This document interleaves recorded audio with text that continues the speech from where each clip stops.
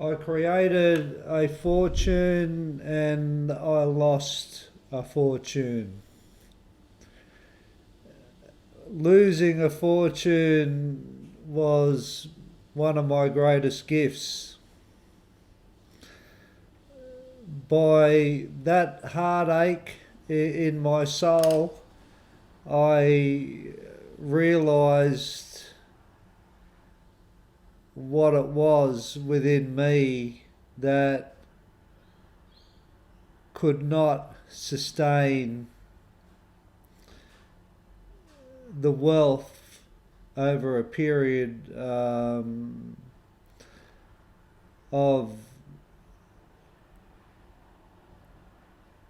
nearly 30 years.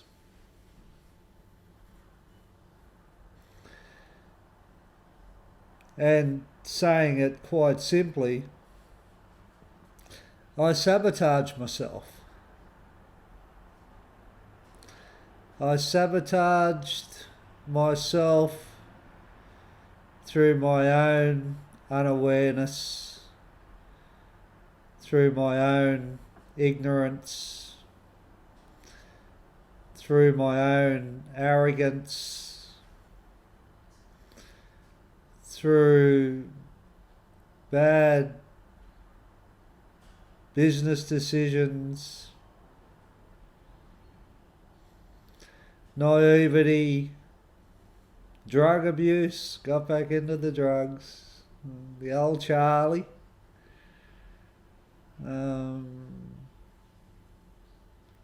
Whack a few hookers in there. A lot actually.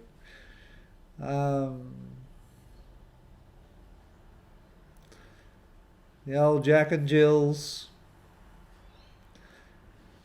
They used to help with the anxiety on the Charlie, the antidepressants. Taking the eye off the game, dropping the ball.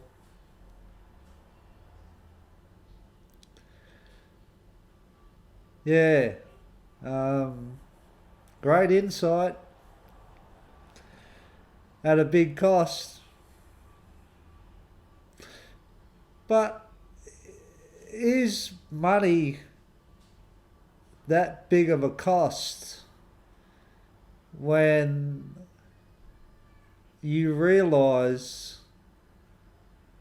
or I realise my wrongs? I don't think money can buy that pleasure. I really don't. What a gift!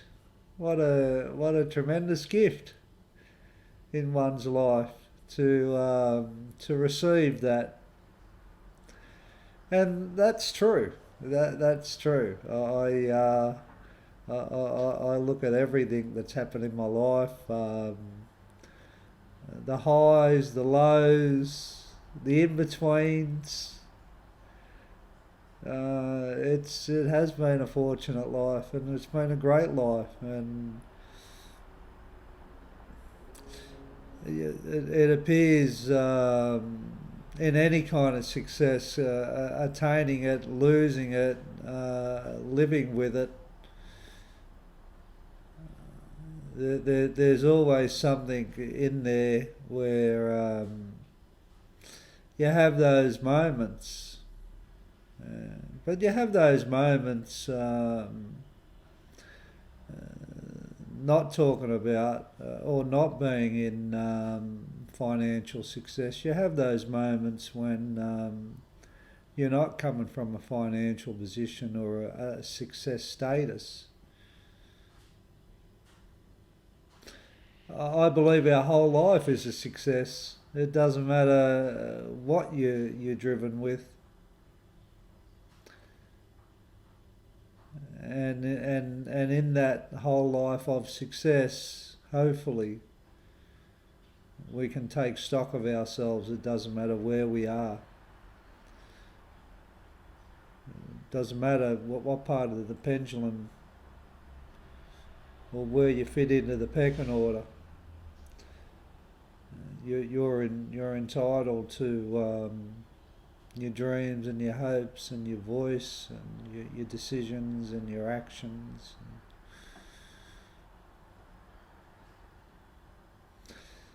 So it was around probably 2008. I had got a letter from the ATO as a director of an entity that was being called into account for an audit, and the entity and and there was a trust associated with that. What wasn't the only entity being called into account. My accountant at the time, God bless his socks, he's dead now. His firm was called into account. There was 150 clients of his that came under an audit for a so-called scheme that involved overseas companies and transactions leaving this country and coming back into the country through other entities. And when I got the letter, I'd been very financial successful for years and years and years, and I still had massive property holdings even after the GFC had hit. I still had between 6.5 and 7 million in equity in that portfolio,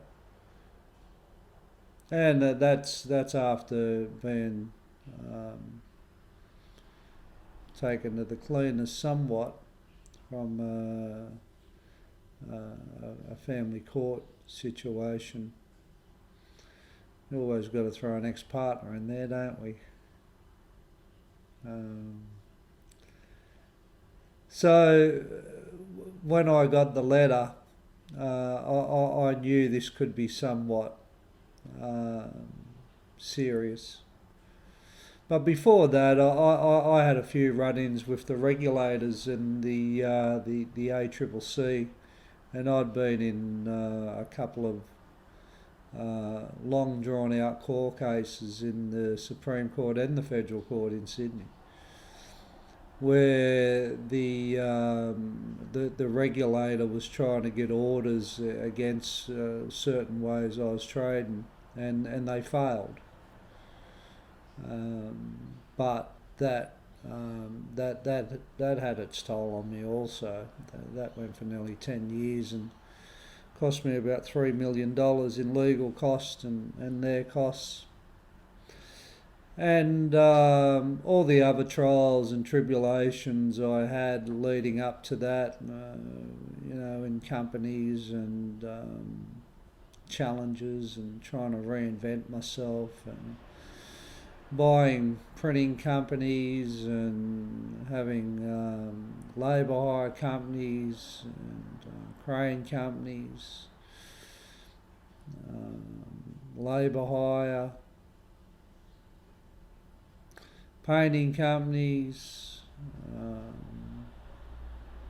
other forms of marketing companies, marketing holidays and all sorts of things. There was so much I had done as a person directing companies and entities and ideas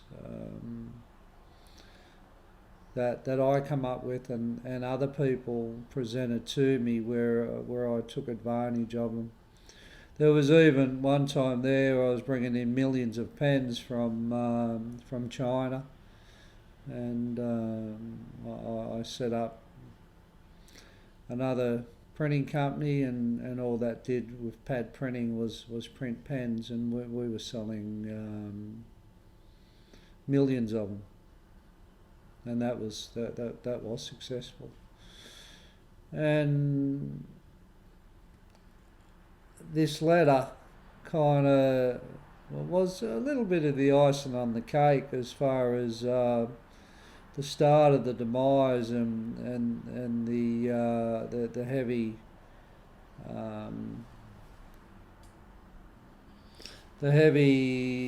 cocaine use and the pills and taking my eye off the ball. Not participating in the businesses and handing the power over in the businesses financially to other people who I allowed to control enormous amounts of money. And of course, because I didn't put in the appropriate processes and the systems within managing that and dealing with that, people took advantage of that. So I just got to a point, nearly 20 years down the track, where I knew I still had enormous amounts of equity and money if I wanted to sell properties, that I could live off that for the next 15 years easy.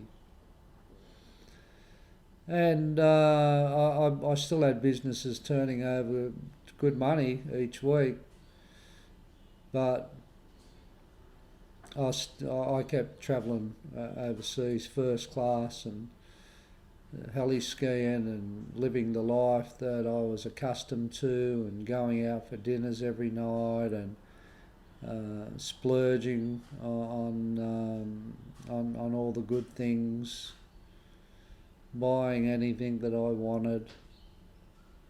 And I started selling properties, and then I was going through money. I was going through money like it was going out of fashion. And I always had this view that it doesn't matter, I'll just reinvent myself again. I was blasé, and I didn't realise what I had. I really didn't. I remember calling the bank one day. I was in private bank, and I had my own banker. And I said to the guy that was looking after my portfolio, what would happen if I liquidated this company that held all the assets? And he said, "Oh, you're a long way from that, Dean." And I realised I still was a long way from that, but I didn't realise I didn't care. I didn't realise that I didn't care for it. I treated it as well, easy come, easy go. I'd had such a great run, and I had done everything, and I had achieved everything, and I had a partner that I met in Brisbane, and she was from Ukraine. She was out here on holidays. Everybody said she was a mail order bride, but oh yeah, I'll get honest, she was. But there's nothing wrong with a mail order bride. She was she was lovely. She was beautiful.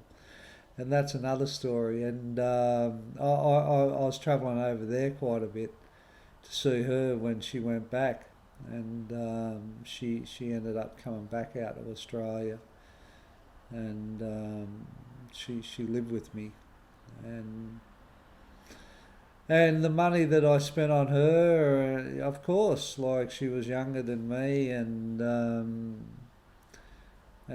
she was high maintenance, and that cost me a lot of money, and other girls I was with, I was very generous with my money, and I was just giving a lot away, and I got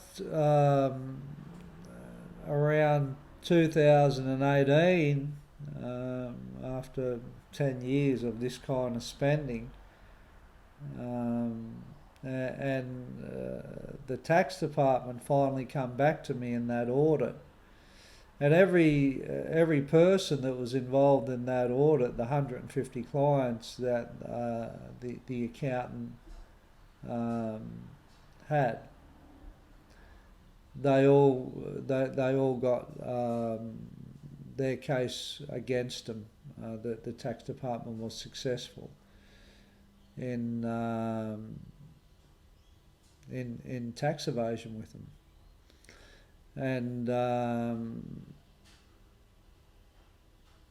once they got 2 cases through the courts as a conviction, the rest of the clients just straight away went into agreements with them to pay the tax department back massive amounts of money. I can remember a couple of developers I scooted with all over the world. They agreed to pay back 35 million, 20 million. One was over 60 million to finalise the case, and my numbers were nowhere near that.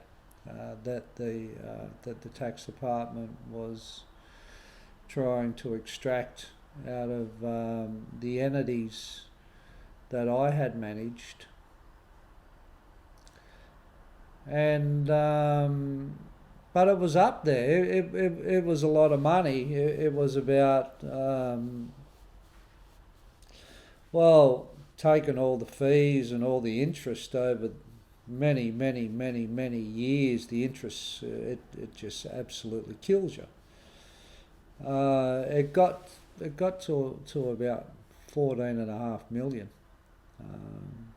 They were seeking in respect to income tax,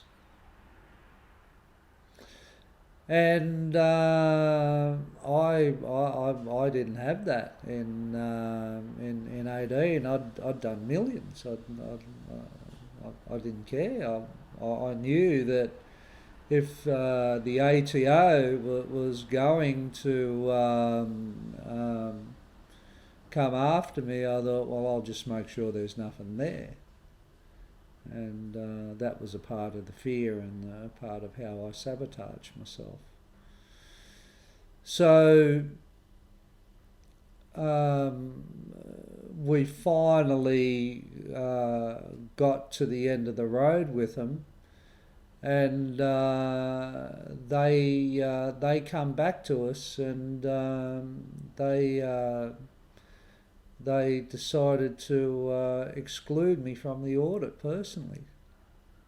So after all those years, and after all my recklessness and not giving a F, I was made aware of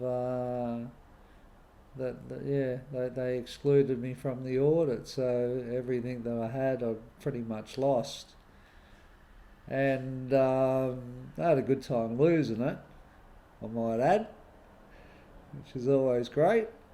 But yeah, I was down to probably 300 grand. And I looked at the bank account and I went, this is interesting.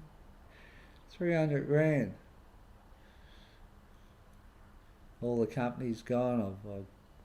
I didn't want to do the telemarketing anymore, and but I did write a book in between that from 2006. I released it in 2019. King Hit Book, all the W's, kinghitbook.com. Which this stuff isn't in there. That book only goes up till 2001, and I won't go into the story all my life as far as I can consciously remember as a child of 2001. But it's colourful, and interesting. I'm in the process of looking to raise capital for the mini series that I'm creating with Netflix,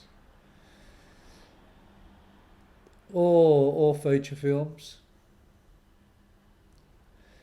So that's a little bit of the story of just diverting away from that. How I lost it all through sabotaging myself, and fear.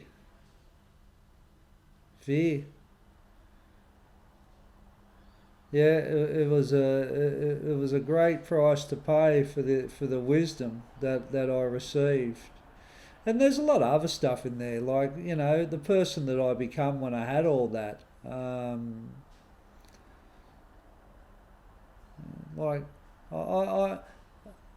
I gained a lot of insight about myself during the journey of all that wealth, from coming from absolutely nothing to living a life that I dreamed of. And when I look around in life, a lot of people do want what I had.